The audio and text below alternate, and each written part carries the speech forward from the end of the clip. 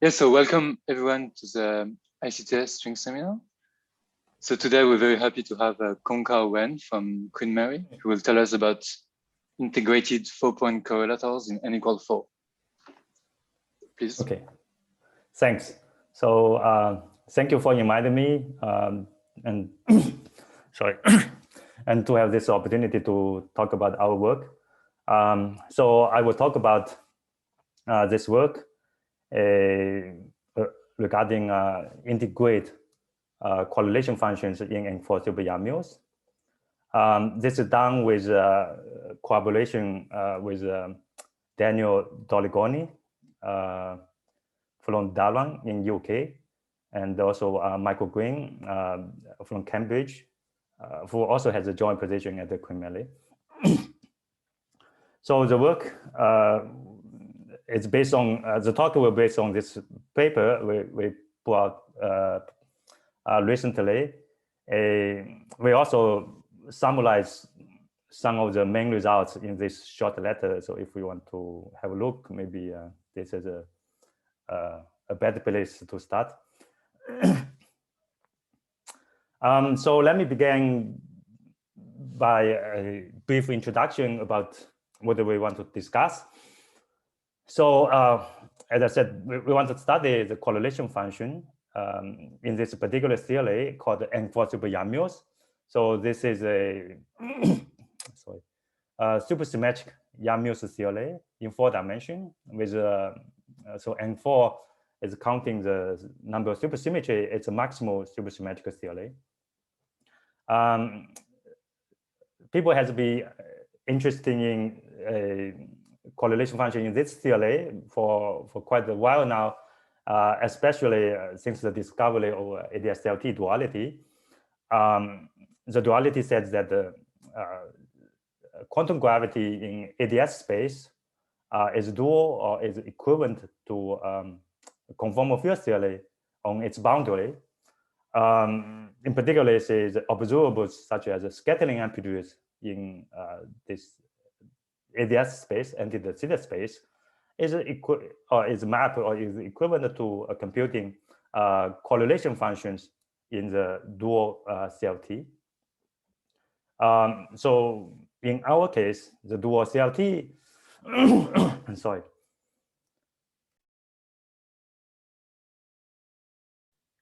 So in our case, the dual CLT is this enforceable YAMLs, which turn out to be conformal. So yes, so the example of the ADS-Clt duality we will be studying today, where on one side, as already said, it's this 4-dimensional enforceable YAMLs. It's a a standard quantum field theory which turned out to be conformal. On the other side, the quantum gravity side, this is the type 2B superstring theory on the background of ADS5 plus S5. Okay, and according to the duality, the low energy expansion or alpha pi expansion of the string amplitude is mapped to the large N expansion of the correlation function in the conformal field theory. In this case, is the enforceable YAMLs. And the coupling, the string coupling, as you know, it's given by the expectation value of the scalars in the theory. So in this case, it's axion and the dilaton. So we consider the complexified the coupling, and that is identified to the again the complexified YAMLs coupling, which contains the theta angle and the G YAMLs. So I write explicitly here, and often sometimes I will call this tau as tau 1 plus I tau 2, where the tau 1 is the real part and tau 2 is the imaginary part, and they are identified in this way. Okay, so this is known that these two theories, which dual to each other, type 2B string theory and enforceable YAMLs, has so-called S to the modular symmetry, which transform the coupling in this particular way, where A, B, C, D, the integers, and AD minus BC equal to 1, namely the determinant is equal to 1. So this duality in string theory, often called S duality or called Montonen-Oliver duality in field theory, namely N for super Yamu's. So the goal of this talk, well, part of the goal of this talk is we want to study this duality. As you can see that this duality maps, say if we choose ABCD properly, in particular it takes tau go to -1 over tau. So therefore it maps strong coupling with weak coupling. So to study this duality, it requires then we compute the physical observables such as amplitudes or correlation functions at the finite coupling. In general, computing a non-trivial amplitudes or correlation function at the finite coupling is difficult. However, this was known for a while now that in the case of superstring amplitude, at least for the first few orders in alpha pi, the amplitude is actually known in all order in the string coupling due to the work by Green and his collaborators. So this project, our goal was to try to study this or to reproduce this superstring result by computing the correlation functions in N4 super Yamu's. Well, we want to do that. We actually will introduce this object called integrated correlator. And for that, actually, we can compute it even for arbitrary n. Then, as I said, the ADS-LD duality maps to the alpha pi expansion to the large n expansion. Therefore, we would, well, to compare the string amplitude, we would take a large n expansion of this object, and then we will see that this will reproduce the known result known by Green and his collaborators. I'm sorry. Sorry, if I can ask a question. Yes, please. So when you say, I mean, in the normal Toft limit, of course, the alpha prime expansion is mapped to an expansion in inverse powers of the Toft coupling. And it is the G string expansion which maps to the 1 over n expansion.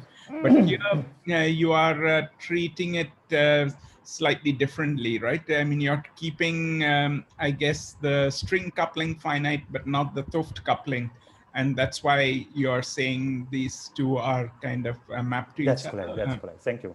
Yeah, thank you for clarifying. That's correct. So indeed, so this result by Green and the collaborators, since it's a result for arbitrary coupling, so I will fix the string coupling, so therefore I also fixing the Yamu's coupling.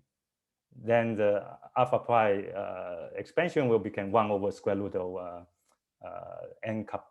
So 1 over square root of n expansion. Yeah, thank you. Thanks. Right. So from ADS-LT point of view, this is in some sense a high precision test of ADS-LT. Well, in particular with beyond the supergravity, because I'm talking about the alpha pi expansion. Second, we also include non-perturbative effects in the sense that the contribution from the Yamu's instanton is mapped to the contribution of the D instanton in string theory. Great. So here's the outline what we will do. So I will give a brief review about some basic property of this 4-point correlation function we will study.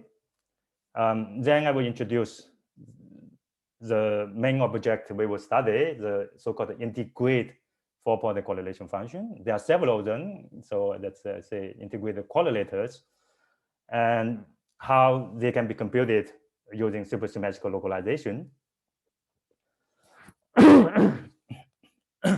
Sorry.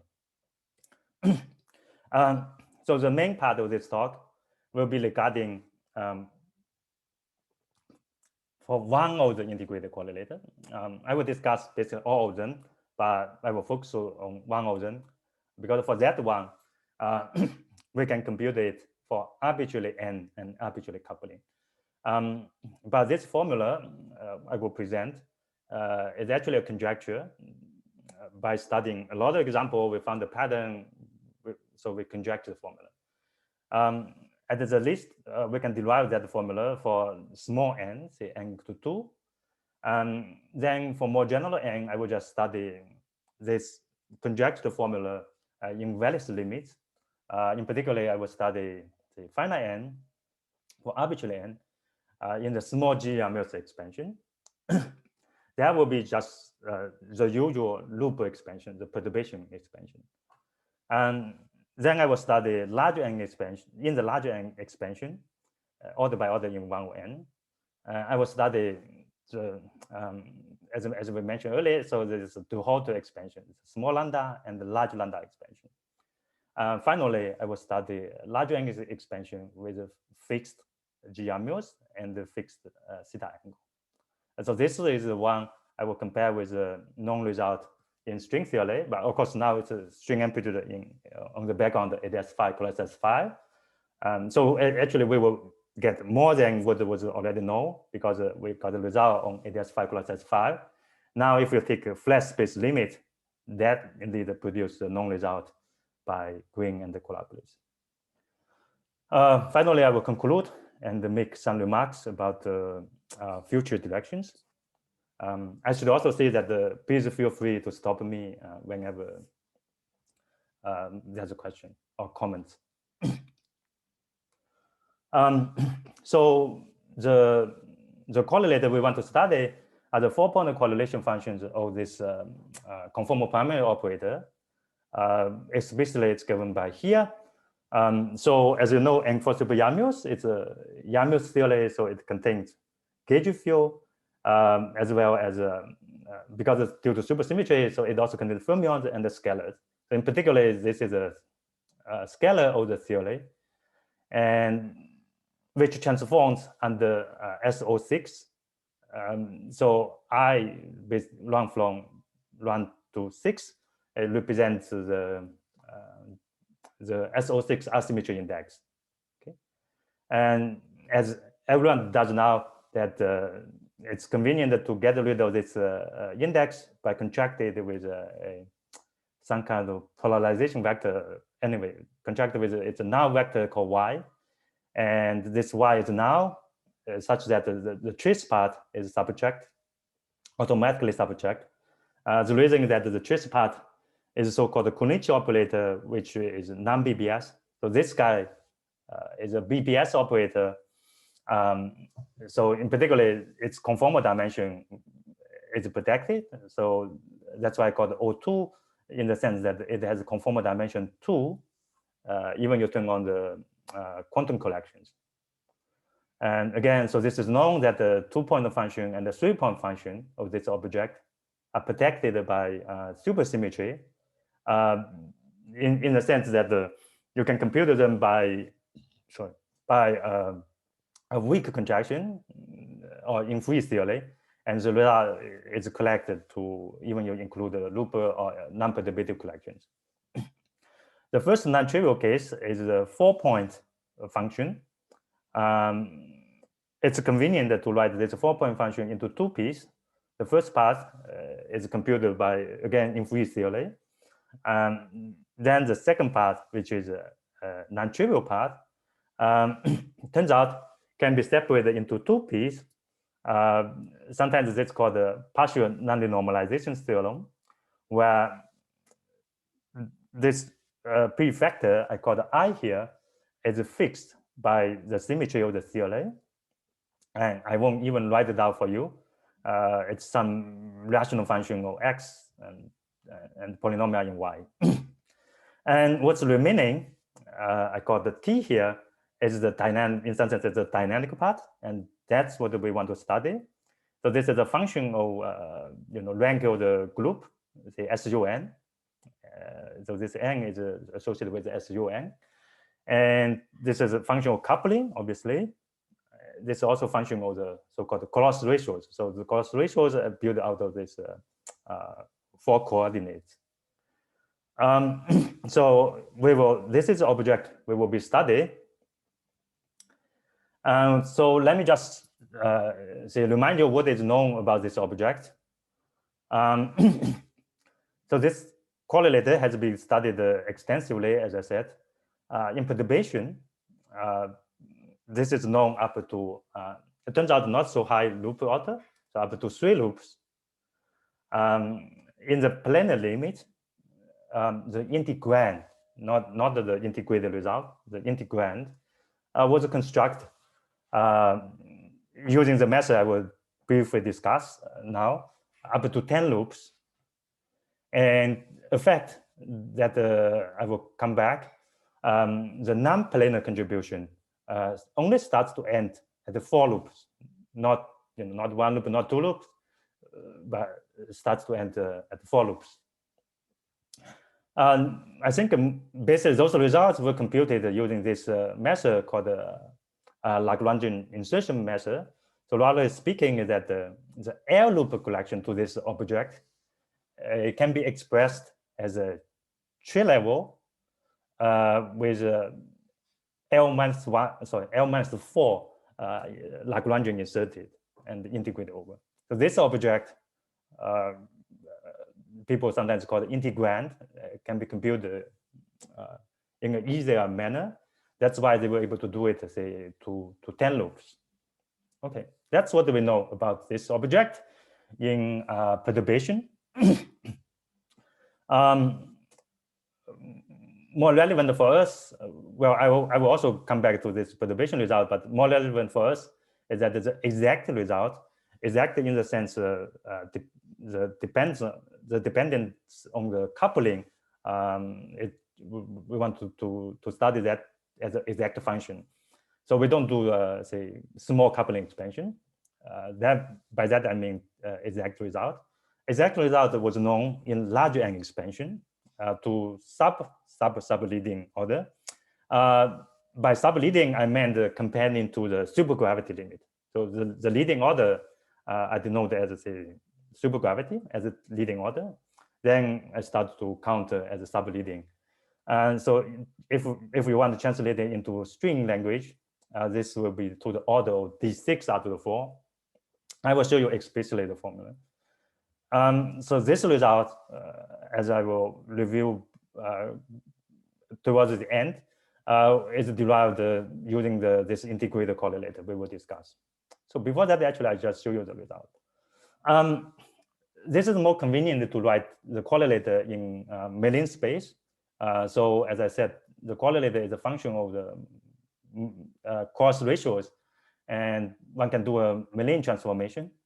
And for good reason to subtract those gamma functions, this object we will call the Mellin amplitudes. So this larger N expansion I mentioned earlier, this exactly result of the larger N expansion I mentioned here is given here in the Mellin space. So as I already said, so the leading order is the supergravity term, which was known long ago, also maybe not in the Mellin space. And then this term is R to the 4. So here, basically, I factor out the overall factor R to the 4 basically due to the supersymmetry. So I can mention that this R to the 4 is associated with this prefactor. So after factor out this overall R to the 4, so the first term is supergravity. This is the constant because I factor this out, and this is R to the 4, and there's a say 1 loop diagram built out of the supergravity. Then this guy is a D4 out of the 4. This will be D6 out of the 4, and those functions or those coefficients. I will come back to that. So this one is called the non-holomorphic Einstein series, and this curly E is called generalized non-holomorphic Einstein series. At this moment, just to say that they contain both perturbative and non-perturbative contributions. In the language of string theory, the perturbative term basically the genus expansion of the string theory, and the non-perturbative term is the D instanton contribution. Okay, Great. So as I have been emphasized, so we are interested in computing the correlator for, for finite coupling, which in general is difficult. As we will see that for the integrated correlator, which I haven't introduced yet, turns out that you can compute that using supersymmetrical localization. So let me just briefly say the idea about supersymmetrical localization. So the idea is that, well, say we want to compute some partition function.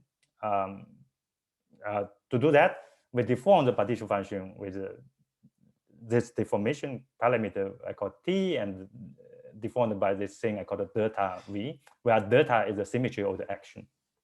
Okay, so if delta v or v obeys this condition, then this is easy to see that this deformed partition function actually independent of the deformation. Okay.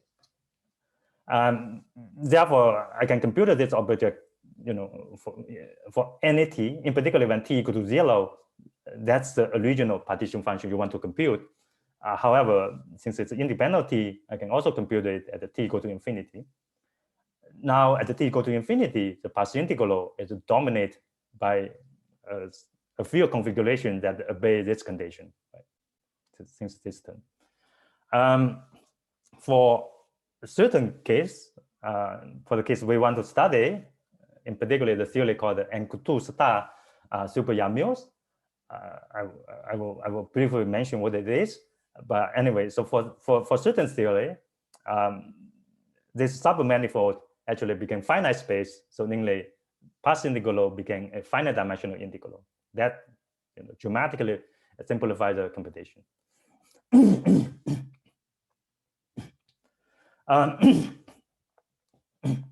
So let me just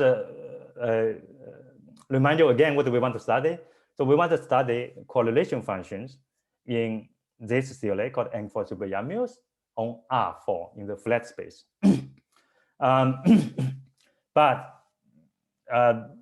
before that, actually, let me begin with a slightly different theory called Clt star super Yamils, and on a slightly different background, S4. So Clt star super Yamils is N4 super Yamils deformed by some mass term. Okay, let me not bother you with any details, but obviously when I take a mass to 0, so this will goes back to the N4 super Yamils. So anyway, so this is a theory with some mass term, and take a mass to 0, we go back to N4 super Yamils. And as I anticipate that this theory, the partition function can be computed using supersymmetrical localization, and that was done by, especially by Peston and the Nikolosov, and the result takes this form. So this became an n-dimensional kind of matrix model, where the integrand contains two pieces.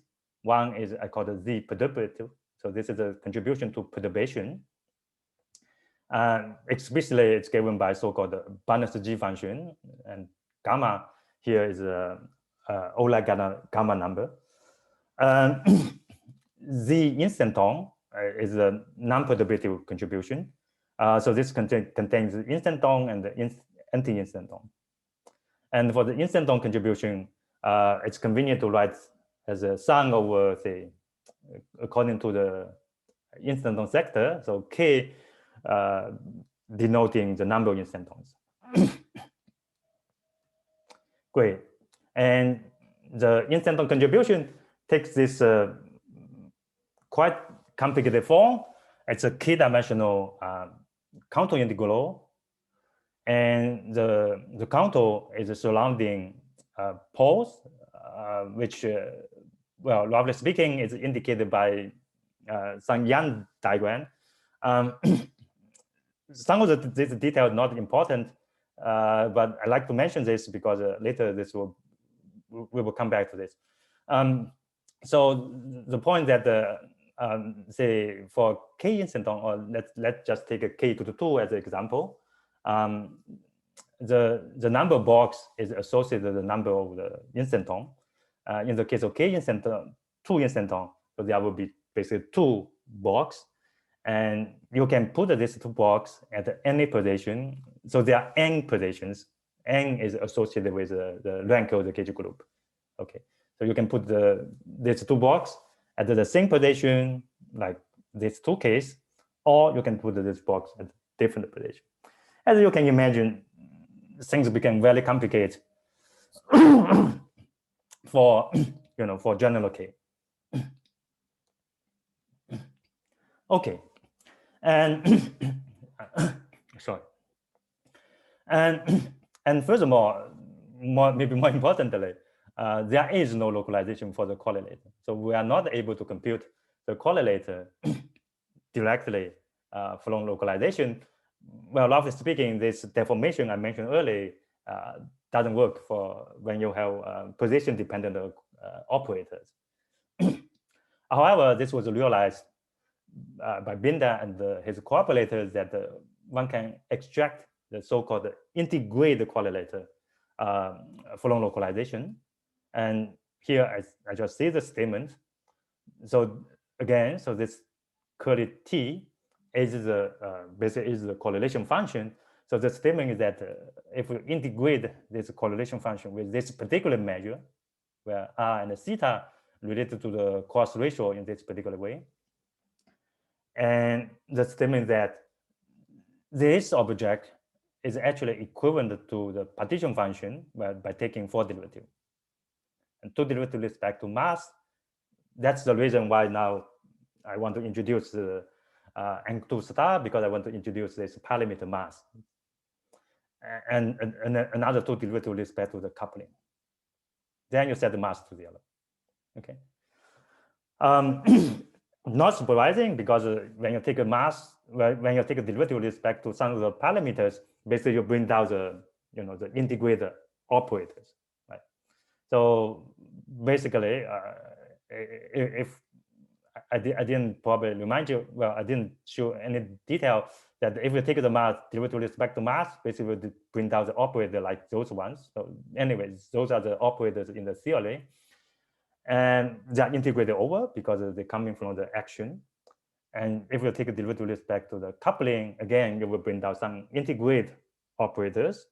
But turns out, using supersymmetric word identity, you can remove the integral of this operator. And it turns out the derivative with respect to the coupling actually put these 2 operators on the north pole and the south pole on the S4. I guess the detail is important to get this precise measure, but let's not go into the detail. But I guess the rough point is that once you do the derivative, do 4 derivative, it's easier to see, you will bring down 4 operator, and this will become like 4-point correlator and integrate it over space-time. However, there's another point that this partition function was defined on S4. So then you have to do a map, a conformal map from S4 to R4. So that will generate some factors. Additionally, since I bring down a bunch of different operators, I even didn't tell you what is J, K, L, but anyway, there are a bunch of different operators, which may or may not be the same as this O2 I want to study. But it turns out that you can use the symmetry of the theory, the superconformal symmetry and the supersymmetry, to relate all those different correlators with the one we are interested in. That will generate a lot of prefactors. So combine all those prefactors together and simplify it. Turns out you got this measure. Okay. So out of this long discussion, roughly speaking, that this unintegrated correlator with this particular measure, due to this whole process I discussed, and it's known to be equivalent to taking 4 derivatives with respect to the partition function. Roughly speaking, one can do the same thing by taking derivative with respect to say different parameters, So for instance, you can take a fourth derivative with respect to mass. This one I will come back later. Or you can take a derivative with respect to mass, as well as the other parameter I didn't really introduce. It's so-called a squash parameter of the theory. So because I will talk about the S4, the sphere, so you can squash the sphere a little bit, not round the sphere, squash it. And that squash can be parameterized as I call B. So you can take a derivative with respect to that as well. In this talk, I will really just mainly focus on this one. One reason is that this is the simplest compared to the other two. Okay, I will come back to this one briefly when we compare to the string amplitude. Okay, so let's focus on this one. Let me begin by consider the simplest case, a SO2 theory. For SO2, it turns out, so basically it's a one-dimensional integral for n equal to 2 because it's a delta function. So delta function because I'm considering SUN theory. So the trace is 0. So this is basically a one-dimensional integral. For perturbative term, you just explicitly plug in the balance G function. You can find that the perturbative term can be written in this simple expression where I introduce y is basically related to 1 over g RMS square. Okay, and this result, it's interesting to study small g RMS expansion, or I'm sorry, small g RMS expansion or large y expansion, or you can do say large g RMS expansion, namely small g RMS. So namely small y expansion.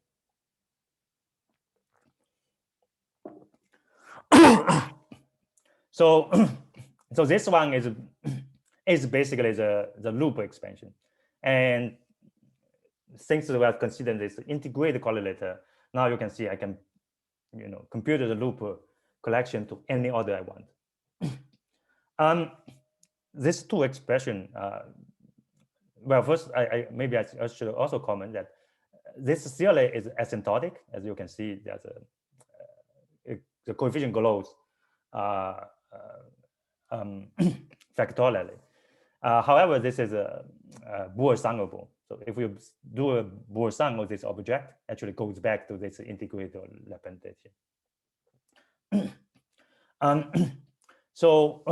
This two coefficient looks innocent, but that actually leads to our main observation that this small y or large y expansion, they actually combine together.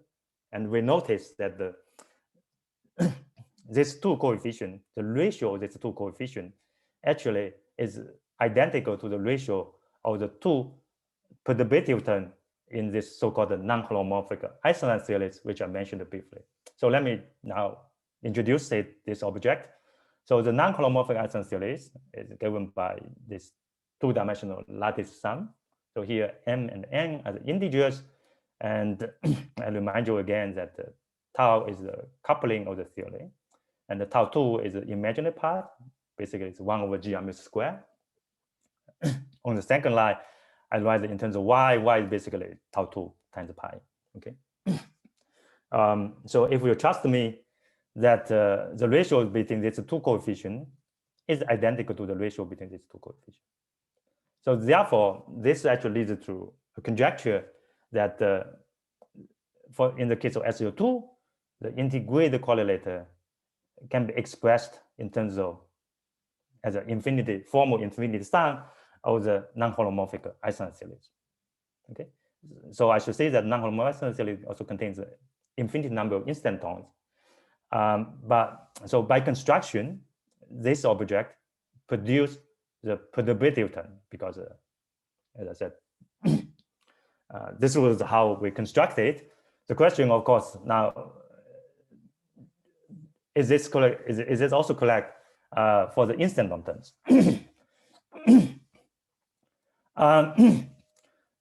Due to the time constraint, so I won't really show it to you that The instanton indeed reproduce correctly from this formula. But I would just to say that we did this check, so that object indeed produced correctly for the instantons, and the computation for localization for the instanton for SU2, it turns out it's not that difficult. Say in particular, say one instanton, I can even write out the formula here, given by this so-called complementary L function. So as simple as this one. The k-instanton computation, as I was trying to emphasize, in general, the partition function for k-instanton is a rather complicated object. You have to sum over all those Young diagrams and so on. But we are not really want to compute the partition function for any mass. Really, we just want to take that object, expand it in small mass to the second order, because we are interested in this object take two mass derivative, right? And turns out this was proven in one of our earlier papers that for this object, it turns out only some special type of the Young diagram contribute. In particular, for k-instanton, the diagram which contribute is the so-called rectangular Young diagram, where you have p row with q columns, and such that the p times q is k. This simplified dramatically about this instanton computation, and in particular for SU2, using this effect, we were able to compute the k-instanton contribution explicitly. In particular, it's very much something like this, but more complicated. But the main function again is this L function with p plus q, where again p times q is k.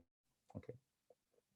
So in conclusion, that for SU2, so integrated correlator can be expressed in this way. Now I can write explicitly what is non-holomorphic Einstein theory. Well, it's given by here. And furthermore, I write for this object, I write the Schwinger parameterization for this object, then write the exponential integral of this object. Doing that, then I can resum it. So resum this parameter I introduced, the Schwinger parameter I introduced. And after the summation, you'll find that this integrated correlator in the case of SU2 can be written in this very compact form. So it's a sum. So in particular, I actually combine for the non-holomorphic Einstein theory, the sum do not include both m and n is 0, because that will be divergent. It turns out that you can actually combine together, summing over all the integers, and the expression, yeah, as I said, in a very compact form. In particular, this is the manifest SL2Z invariant. Basically, this combination, when you sum over all the integer, is invariant under SL2Z. And so this part is more or less universal, and this part depends on n. Namely, so for SL2, it takes this particular form, but for general n, the only thing change is this part. Indeed, so after we studied a lot of examples, we conjectured that for general n, the integrated correlator again takes identical form as the case of SO2, and the only thing changes is this rational function. Now we call it Bn.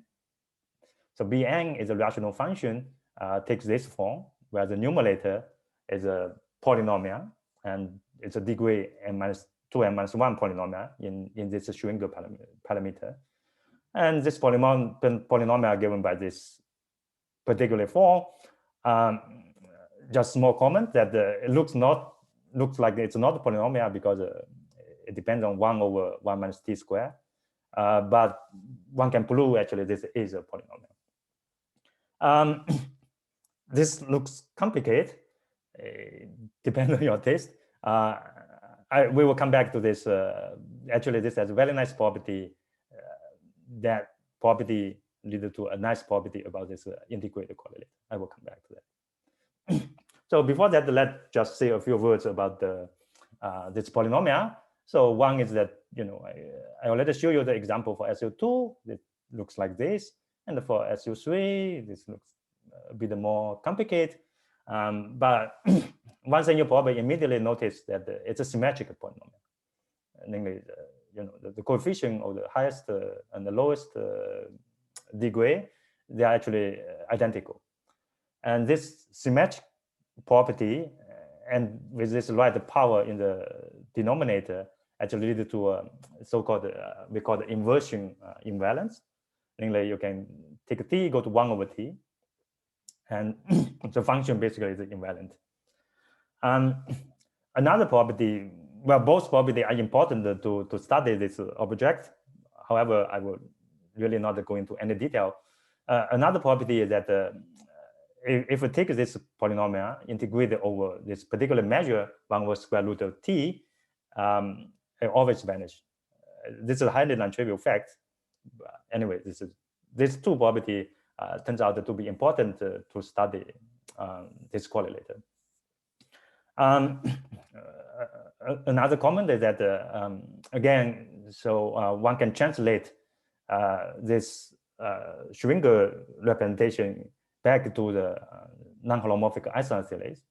So namely, for this integrated correlator can be written formally written as an infinity sum over non-holomorphic Einstein series.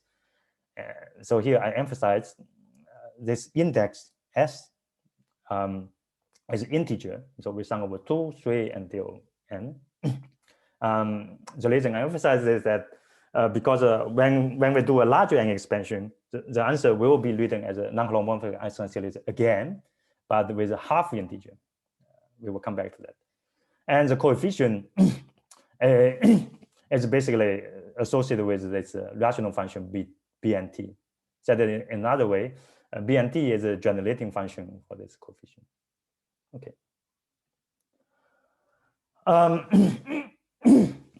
As I anticipate that it turns out this rational function looks maybe complicated based on simple differential equations, and that differential equation can be translated into differential equation for the integrated correlator. In particular, so I show explicitly here that this integrated correlator obey what we call the Laplace.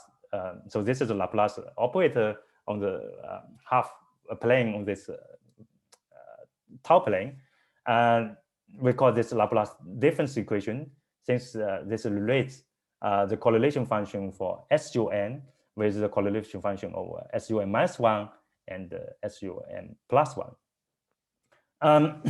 So just to compare, this non-holomorphic Einstein series also obey so-called Laplace equation, but this obeys a much simpler equation. So from this equation, if once you give the initial data, in this case, say G2 is given, it's namely the integrated correlator for SU2, which I did show you what it is. This equation will determine for you for Gn for arbitrary n. And particularly, say G1 is yellow because the correlator for SU1 is yellow. In the remaining, say, 15 minutes, I will study some property of this integrated correlators in various limits. Okay. So let's begin by doing perturbation. So this is really just the usual loop expansion of this correlator for finite n. So just to make a formula nice, so I introduce A is related to the Duhalter coupling in this way. Although I use the Duhalter coupling, I should emphasize this is a finite n expression for any n. It is valid. A few comments. One is that, as I mentioned at the beginning, this correlator is known up to in perturbation up to 3 loops. So in principle, so you can take this known result and integrate it over this measure. Well, sorry for going back, just to remind you, yeah. So you can take, say, 1 loop, 2 loop, 3 loops, and integrate over this particular measure. Things are integrated over u and v, so this will produce some number, okay? And the prediction from localization is that the number you will produce actually for any loop order is just this order zetas with some coefficient. So we check explicitly at 1 loop and the 2 loop, this indeed, so first of all, indeed, so zeta 3, zeta 5 appears, and with correct prefactors. As I said, 3 loop was also known. However, for those who know the story, 3 loop is a different level of complication compared to 1 loop and 2 loop. So we were not able to do the integral for 3 loop. And nevertheless, for the 1 loop and the 2 loop, the check is already highly non-trivial, because at the 1 loop, it's transcendental 2 function, there's a transcendental 4 function, do the integral, and we found that's indeed the number you got. Another point is that this is also a point I mentioned at the beginning of the talk, that the non-planar contribution only ends at the 4 loops. And we see that indeed that's the case. So at the first 3 loops, actually the result well, up to this overall C is like n squared minus 1 over 4, but the result is independent of n. So again, so this is consistent with the known result in literature. In fact, you may notice that the next order non-planar contribution not coming at the 5 loops, it starts at the 6 loops, and that pattern actually goes on. Namely, the 1 over n to the 6 collection enters at not the 7 loop but 8 loops. There's always so the next non-planar contribution always coming at every 2 loops. Again, this property actually was also observed to first a few orders in the computation of this object in literature. Finally, obviously, localization of this formula gives all loop predictions for the integrated correlator. It would be nice to check, say, by taking this 10 loop integrand and for the planar case. So planar, namely, I just remove all those 1 over n terms. In principle, we predict that this 10 loop result, if I integrate over this particular measure, that extremely complicated integrand should simplify to zeta 21, I believe. It's a 2L plus 1. So it would simplify something zeta 21 with a particular coefficient. But let me move on. So now I want to comment on the larger n expansion. Let me begin by small lambda. So this will be genus expansion, larger n expansion, kind of genus expansion. So G representing the genus. So the first thing we want to study is the small lambda expansion. So this is a standard de Haute expansion. Of course, we can go very high order in 1 over n expansion. And at each order, the formula given by something like this, you may or may not be interested in. One maybe interesting point is that all those theories at each order of 1 over n expansion are actually convergent theories with a finite convergent radius with lambda smaller than pi squared. Okay, since it's convergent, you can resign it. For instance, if you resign the first guy, you will get something like this. And this is a result in agreement which was computed earlier. using different method, computed in different way. Okay, and of course we can go much higher order than what has to be computed. Then one can also study, the theory in the large lambda expansion. Indeed, so that will that will be related to the usual alpha ply expansion. So again, so you got a bunch of theories with a bunch of coefficients. Again, you may or may not be interested in. But the property of the large lambda expansion is quite different compared to the small lambda expansion. They turn out to be asymptotic and not Boole-summable. So therefore, if we want to complete this large lambda expansion, you have to include the non-perturbative effects. And we determine the non-perturbative effects for G0, G1, etc. For instance, for the G0, we have an exact expression. It takes this particular form. It can be written as this polylocalizations. In particular, this goes like e minus 2 square root of lambda. So if we want to translate it into string theory or using Clt duality, where square root of the lambda is basically like 1 over alpha ply, well, L is the radius of the ATS space. So this should be translated into Virtual instanton, and it will be interesting. Well, it will be very interesting to compute this object directly in string theory. We were not able to do that. Sorry, right. the worldsheet instantons, they would be, you normally require some non-trivial cycles for the worldsheet to wrap around. That's right.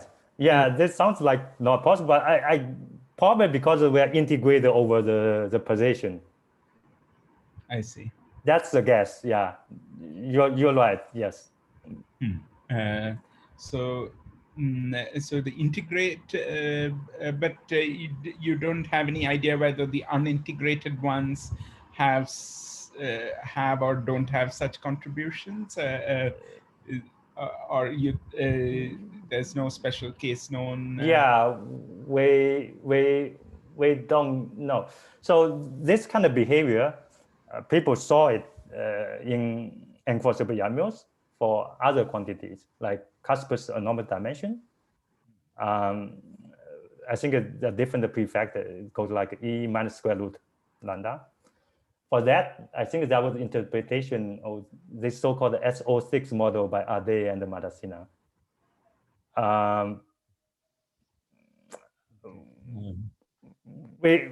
Let me just say this way: we don't really know what it is.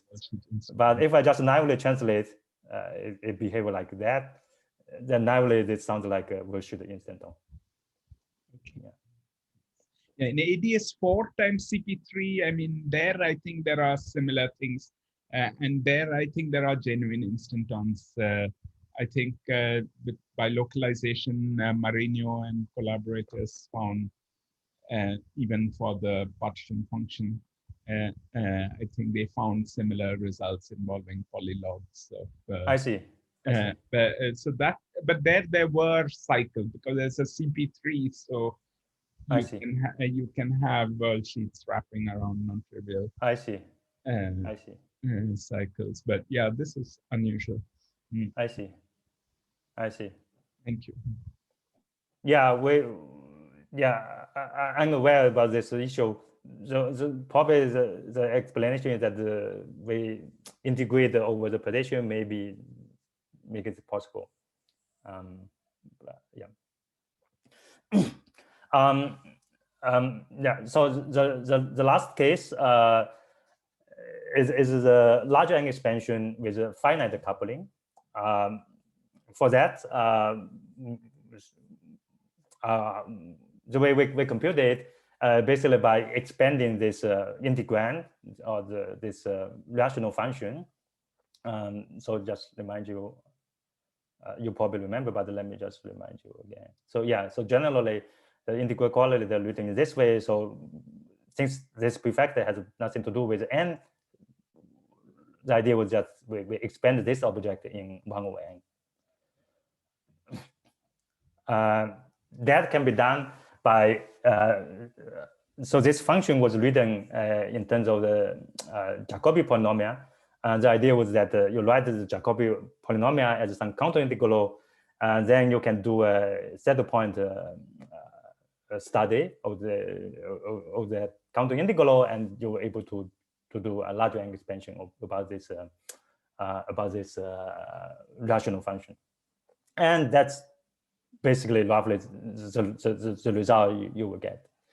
And then you plug back this result to the integral, and you will see that this will translate into larger N expansion for the integrated correlator in terms of non-holomorphic Einstein series again. I think I anticipated earlier that compared to the finite N result, first of all, at each order in 1 over n, there's only finite number of non-holomorphic Einstein series. So unlike, for finite N, previously was infinity sum about non-holomorphic Einstein series. Second, this is a non-holomorphic Einstein series with half integer, with a half integer index. Okay. Again, so I think to the first few orders, it was already computed in this paper with my early collaborators. Now we obviously can go any order we want. Well, I should mention that when we loaded this early paper, we were very curious about those rational numbers appear. Now we understand that those rational numbers appear in this particular way because they satisfy this Laplace-difference equation. Or said in another way, this result can also be obtained by solving the Laplace-difference equation order by order in 1 over n, after we input some initial data. Okay, the final 2 slides, I will just make a comment how this is related to the string amplitude. So, well, this is again integrate. So it's a string amplitude on ADS5 correlator 5, but integrate over that particular measure. So in particular, it says the leading term, this guy, is associated, well, is the integrate supergravity term. So, I mean, the string theory began with the supergravity term. This means that if we integrate over the supergravity term, that's the answer you're supposed to get. And then the next one is the string collection R to the 4, again on ADS5 correlator 5. If we integrate over the measure, that's the answer you should get, and so on. One interesting thing is that for this integrated correlator, it turns out that the high derivative terms like this one, so in particular, say n to 1, that would be d6 R to the 4, turns out does not appear here. And said in another way, d6 R to the 4 on the background of ADS5 correlator 5, if we integrate it over that measure, it should integrate it to 0. To find, say, non-zero results for, say, d6 R to the 4, you can consider the other integrated correlator. This one is more difficult to compute. In particular, the instanton sector is much more difficult to compute. This rectangular diagram I mentioned earlier, which as the only diagram contributor to this case, does not work anymore. So you have to sum over much more complicated Young diagrams if we want to compute this one. Nevertheless, so in this paper, we compute at least for larger N expansion of this object for the first few orders. And that allows us to, say, determine, again, the integrated correlators for supergravity term R to the 4, D4 R to the 4, as well as those terms D6 R to 4 that was 0, but that was integrated to 0 in the previous case. Okay. So as I emphasized, this compilation are the string amplitudes integrated over this particular measure. However, one can actually reconstruct the unintegrated correlator or unintegrated string amplitudes on ADS5 class S5 by writing down the ansatz. Okay. So by basically by understanding how the symmetry of the mailing amplitude, the pole structure of the mailing amplitude, the power counting of the mailing amplitude, one can actually write the ansatz order by order in 1 over n expansion or 1 over c expansion. So c is basically n square. So this is the most general ansatz one could write it down at, well, up to this order. So the first term is supergravity. Again, I factor out the r to the 4. There's a symmetry allows me to do that. The first term is the supergravity. Then this term is the r to the 4 with some unknown coefficients. So supergravity coefficient I call the rho. The unknown for the r to the 4 I call alpha. And then there could be a one loop diagram for coming from supergravity. This term will correspond to these 4r to the 4. So basically coming from the power counting. The 4r to the 4 has a 4 more derivative compared to the r to the 4. Then you have the 6r to the 4, so 6 more derivative. And that's it. So we stop here. Well, one could of course write the ansatz for higher order terms, but let me stop it here. And the goal now is to try to fix those unknown functions. So they are alpha, beta, they are functions of the couplings. And to fix them, because I have results coming from the integrated correlators, which I know exactly, for any coupling, and based, or even for any n, for one of the integrated correlator, for the other one I know a few orders in the 1 over c expansion. Okay, just take this object and integrate it over that particular measure, then compare to the known result from the integrated correlator. That allows me to fix those coefficients.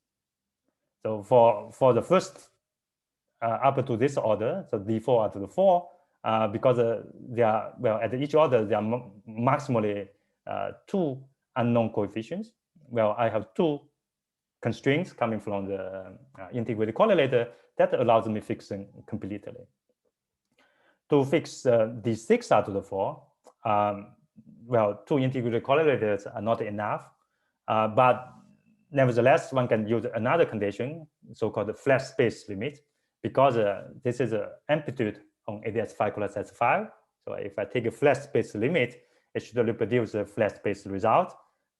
If we take that into account, then you will be able to fix all those coefficients, and that produces a result I introduced at the beginning of the talk.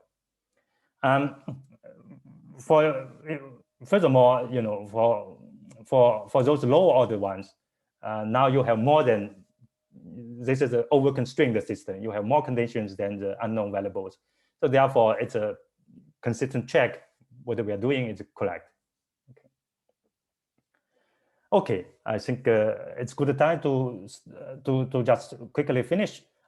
So we discussed the integrate correlators, and I emphasized that they can be computed using supersymmetrical localization, which express that as a, say, n-dimensional matrix model. But for one of the integrated correlators, this one, we found that n-dimensional, rather complicated integral can be expressed as a 2-dimensional lattice sum, which also make it manifest as to the symmetry of the theory. And furthermore, we found that this integrated correlator obeys a very elegant Laplace-difference equation that relates to the correlator of the SUN theory with those of SUN plus 1 and SUN minus 1. And I studied a few limits about this this correlator. In particular, I studied the weak coupling expansion, and for that we were able to compare with the known results in the literature. As far as we compared, everything is consistent.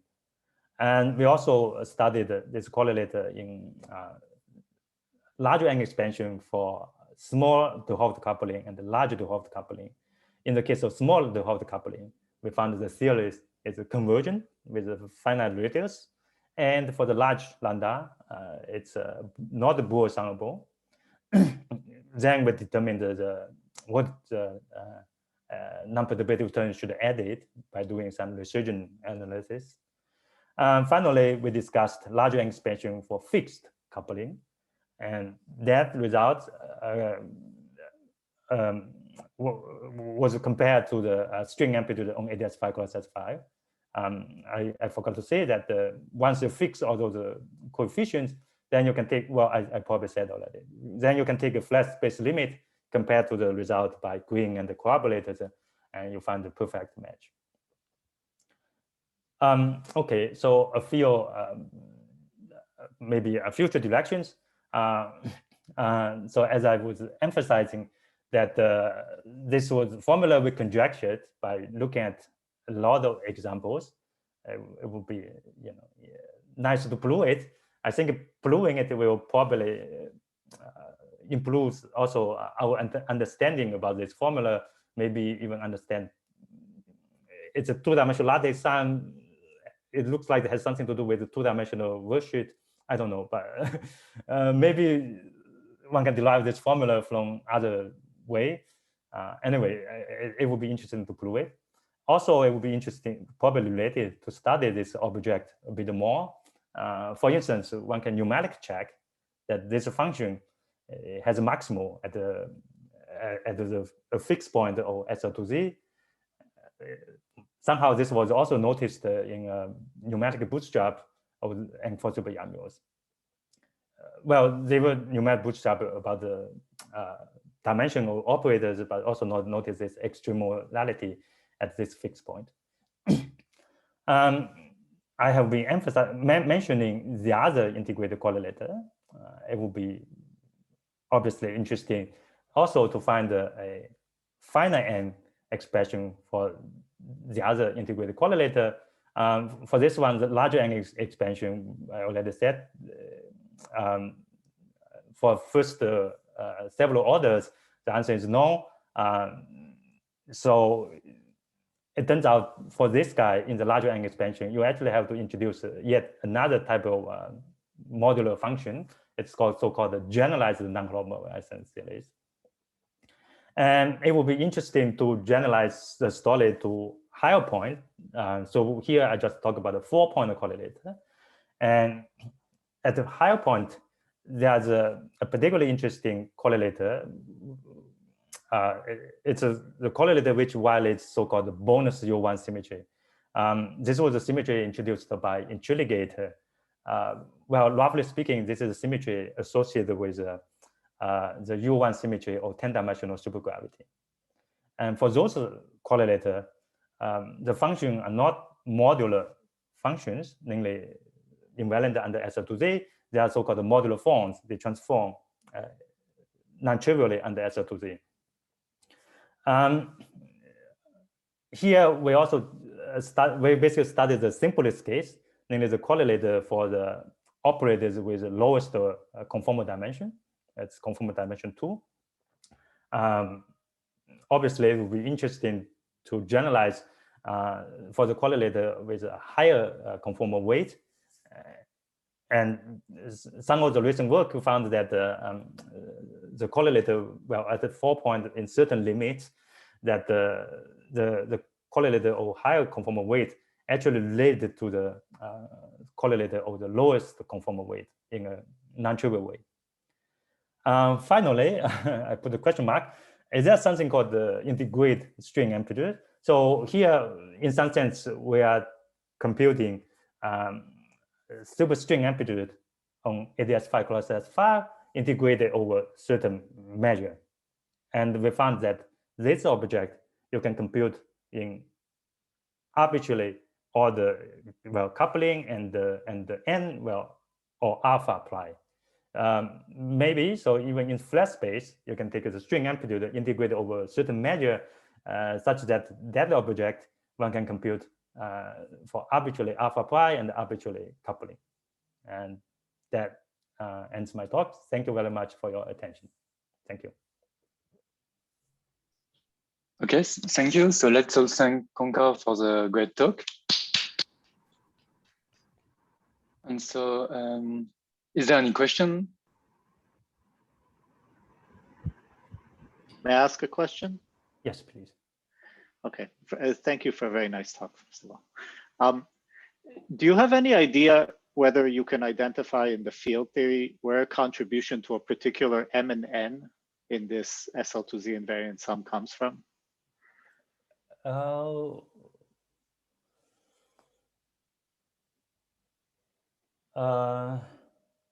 roughly speaking, n times n is the number of instanton. Okay. Yeah. But not M and N separately. Sorry? Not M and N separately. No. Yeah. So yeah, kind of you can imagine maybe coming from a 6-dimensional theory, this 2-dimensional formula has something to do. That's I was trying to say. Maybe there's some other way to understand the formula. I see. All right. Thank you. But of course I don't know.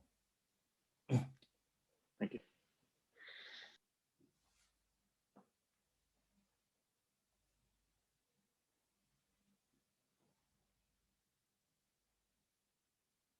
Any other question?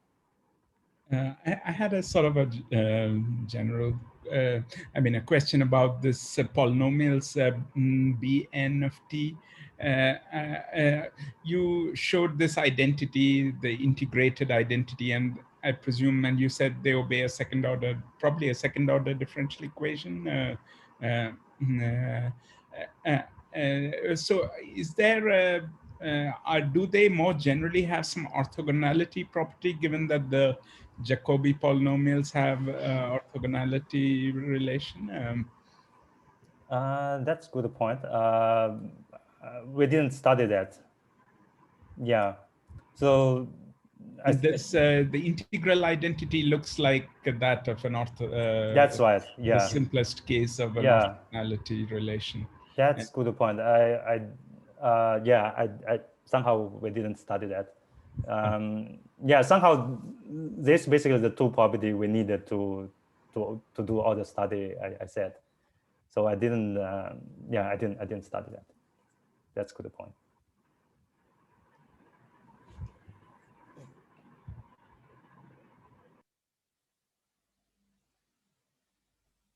Hello.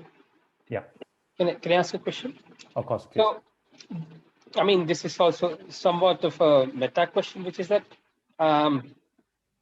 like, is there some, pattern that one can see here, which one can use to do similar things for gauge series with less supersymmetry?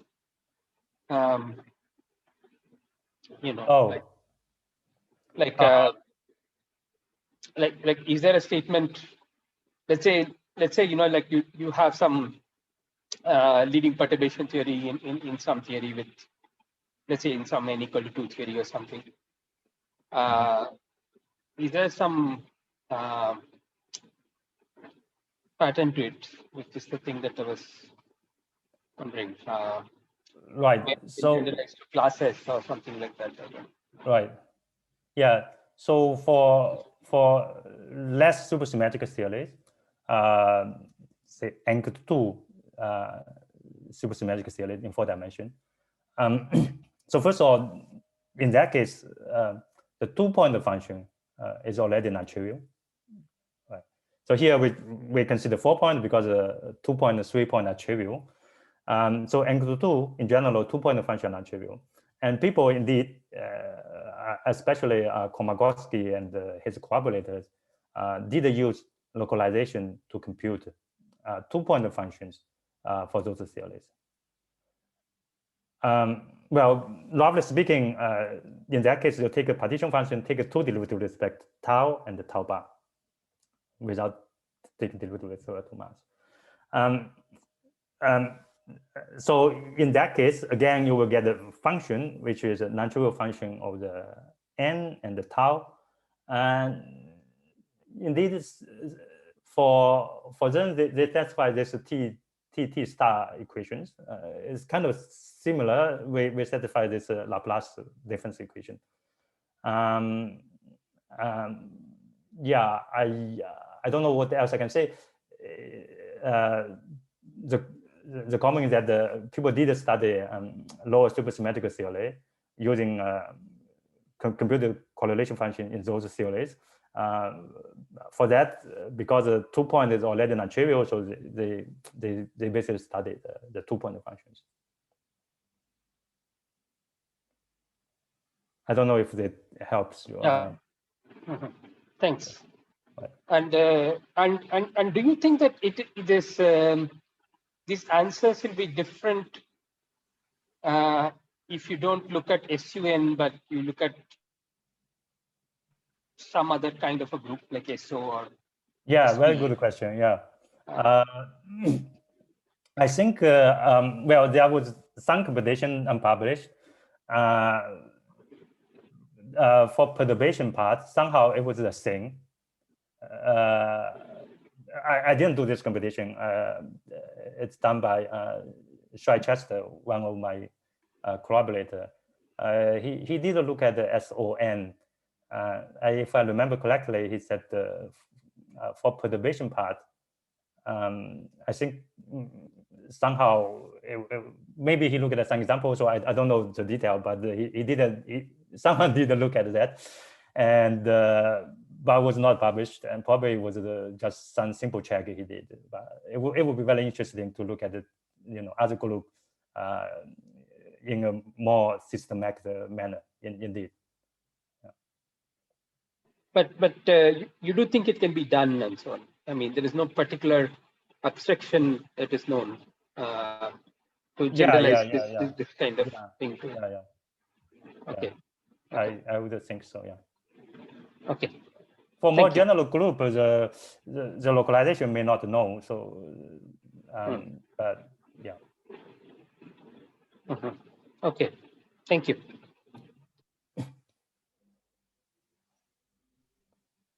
Any more questions?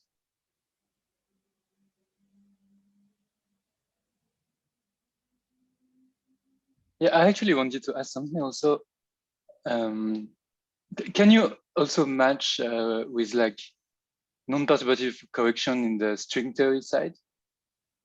Or do you have prediction for those? That's right. Well, actually, let me just go to the beginning where I should answer. Right. So by using, so I discussed towards the end that so we computed the integrated correlator, namely it has no, the space-time dependence, or in terms of milling variable, no milling variable dependence. However, you can write the ansatz for the milling amplitude. Ansatz take this particular form. Then using the integrated correlator, I can fix those coefficients, and these coefficients turns out to be the non-holomorphic Einstein series or generalized non-holomorphic Einstein series. So this is the answer by combining the ansatz, understanding the structural milling amplitudes, and the integrated correlator allows us to fix the answer like this. Then, as you asked, now you can take a so-called flat space limit. Flat space limit, roughly speaking, is set STU, the milling variable. Well, actually I didn't say what is U, but U is basically related to ST. STU to infinity. Then this result precisely produce the known result by Green and his collaborators with precisely correct coefficients. Okay, so if this coefficient are not exactly the same because of the translation between flat space and ADS, there's some overall factor come in, but such that all those coefficients eventually match completely with the flat space result, non-flat space result. And as you were saying, this function is the function to all order in string coupling. Said in another way, including the perturbative and the non-perturbative effects. Right. Okay. Yeah. I see. Okay, thank you.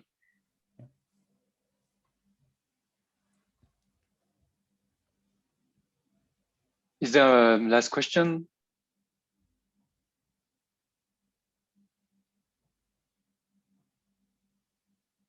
Okay, if not, let's thank Congkao again for the talk, and so see you next week for the next seminar.